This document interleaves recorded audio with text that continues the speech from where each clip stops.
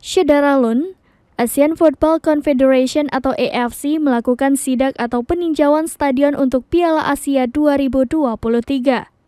Indonesia memang telah mencalonkan diri setelah Cina mundur sebagai tuan rumah Piala Asia 2023.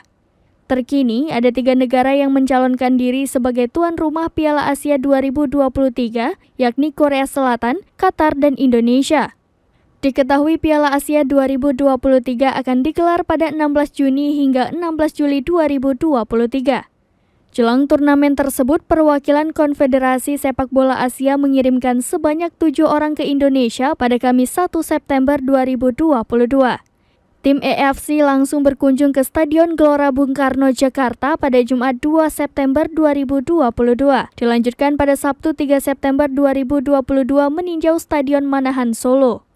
Setelah kunjungan tersebut, Sekretaris Jenderal PSSI Yunus Nusi mengatakan tim AFC memberikan beberapa catatan. Catatan itu terkait jadwal yang mepet antara Piala Asia 2023 dengan Piala Dunia U20 2023. Ada selisih waktu yang pendek antara selesainya Piala Dunia U23 2023 dengan dimulainya Piala Asia 2023. Selain itu, AFC juga memberikan catatan terkait perbaikan beberapa fasilitas di stadion. Sehingga PSSI akan mengusahakan agar stadion bisa sesuai kriteria yang diminta AFC sebelum pengumuman resmi. Diketahui, penentuan tuan rumah Piala Dunia 2023 akan diumumkan pada 17 Oktober 2022 mendatang.